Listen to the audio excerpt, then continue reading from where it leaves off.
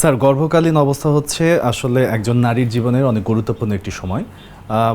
এই সময়ে আসলে অনেক ধরনের সমস্যার মধ্যে দিয়ে তাকে যেতে হয় শারীরিক, কিন্তু যে সমস্যাটি নিয়ে এখন আমরা আলোচনা করতে চাই সেটি হচ্ছে পিএলআইডি। গর্ভকালীন অবস্থায় যদি পিএলআইডি হয় সেক্ষেত্রে আসলে করণীয় কী হওয়া উচিত? একটা জটিল অবস্থা, মানে কোমরের ডিস্কের সমস্যা হয়, অনেকের পিঠের ঘাড়ের প্রবলেম হয় মা বোনদের।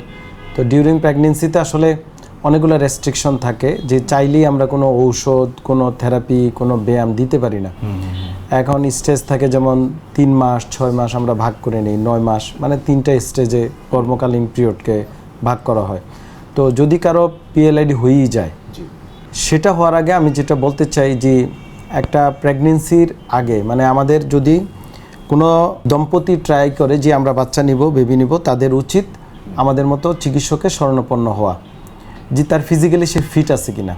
এবং উন্নত বিশ্ব তাই গাইনোকোলজি যে অবস্টেটিক্যাল যে ডাক্তাররা আছে তারা কিন্তু রুগীদেরকে আমাদের কাছে পাঠিয়ে দেয় যে আমার রুগী বডি ফিটনেস ঠিক আছে কিনা, মাসেল ঠিক আছে কিনা। কারণ প্রেগনেন্সিতে যেটা হয় আপনার ওভার ওয়েট হয়, ঠিক না, মার ওজন বাড়ে, বাচ্চার একটা ওয়েট হয়, বেলি আরও সামনে বেড়ে যায়, তখন কিন্তু প্রতিটা মাসেল এফেক্টেড হয়। একেবারে পিঠের স্পাইন মাসেল ধরেন, পায়ের মাসেল, সব মাসেলগুলা এফেক্টেড হয়। উপকারিতা যেমন আছে যে ডিউরিং প্রেগনেন্সিতে অনেকগুলো হরমোন নিঃসৃত হয় এবং রিল্যাক্সেশন টাইপের হরমোনগুলি নিঃসৃত হয় যে মা বেটার ফিল করে, যেন কষ্ট না হয়।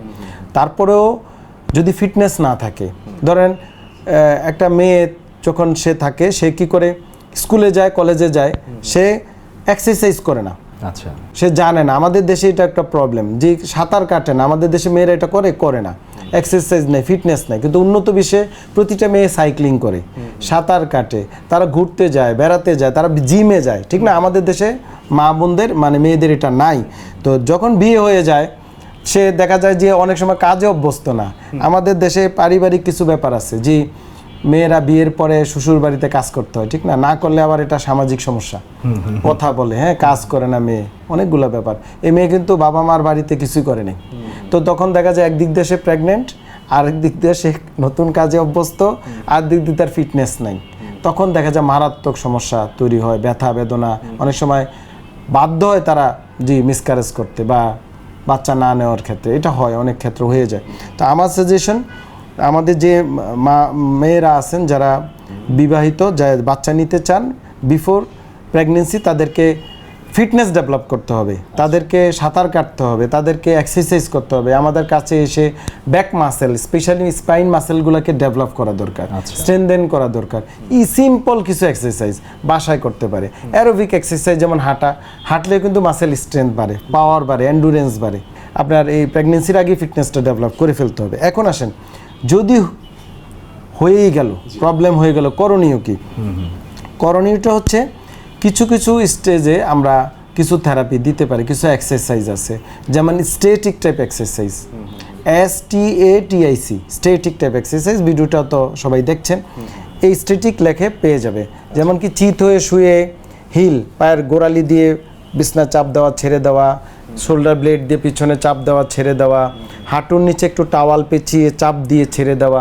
এই টাইপের এক্সারসাইজগুলো খুবই ইফেক্টিভ ব্যথা হলে, কোমর ব্যথা বা মা বোনদের ব্যথা বেদনায়, পিএলআইডি হয়ে গেলে। তারপরে হচ্ছে কিছু SLR, পা উঠানো নামানো, সিম্পল এক্সারসাইজ। উপর হয়ে আমরা অনেক সময় এক্সারসাইজ না করি, যেহেতু পেটের উপর প্রেশার পড়তে পারে। কাত হয়ে শুয়ে বিভিন্ন এক্সারসাইজ করতে পারে। কুসুম গরম শেক একেবারে নিশ্চিন্তে দিতে পারে, কোনো সমস্যা নেই। হয় হিটিং প্যাড বা হট ব্যাগ দিয়ে শেক, আমরা যেমন ইনফ্রারেড দিই আমাদের চেম্বারগুলোতে, এগুলো দিতে পারে, এগুলোতে কোনো প্রবলেম নাই। পাশাপাশি আপনার প্রপার পানি খেতে হবে মাদেরকে। আচ্ছা, শোয়া বসা খুব ইম্পর্টেন্ট। যখন বিছনায় যাবে, শুইতে গেলে আগে বসবে, দেন আস্তে আস্তে ডান কাত অথবা বাম কাত হয়ে সে শোবে। শুয়ে পড়লো, দেন সে চিত হইতে পারে, কোনো অসুবিধা নেই। আবার যখন উঠবে তখনও সেম, আইদার রাইট অর লেফটে একদিকে কাত হয়ে দেন উঠবে। এই যে পশ্চার, এগুলো খুব ইম্পর্টেন্ট। আর এই সময় প্রয়োজনে রেস্টে থাকতে হবে। যদি পেইন বেড়ে যায়, অন্তত 10-15 দিন রেস্টে থাকা। ব্যথানাশক ক্রিম বা মলম দিতে পারে, কোনো সমস্যা নেই। কিছু ভিটামিন আছে, যেমন মিকোবেলামিন 0.5 mg, একটা করে দুবেলা, এটা বাচ্চার কোনো ক্ষতি করে না, খেতে পারে। ক্যালসিয়াম, ভিটামিন ডি অবশ্যই গাইনি ডাক্তাররা দিয়ে থাকেন, এগুলা পাশাপাশি তারা এই সময় নিতে পারে। তো বেশি হয়ে গেলে অবশ্যই একজন বাত ব্যথা ফিজিওথেরাপি চিকিৎসকের শরণাপন্ন হতে পারেন। আচ্ছা স্যার, গর্ভাবস্থায় পিএলআইডি এর করণীয় সম্পর্কে আপনার কাছে অনেক কিছু জানলাম, ধন্যবাদ। আপনাকে অনেক ধন্যবাদ। নাগরিক টেলিভিশনকে অসংখ্য ধন্যবাদ।